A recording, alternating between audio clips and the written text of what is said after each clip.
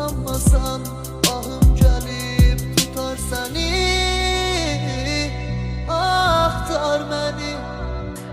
Değişmərəm bu isteği, eğerçe yandırar beni. Hiç olmasa biraz utandırar seni.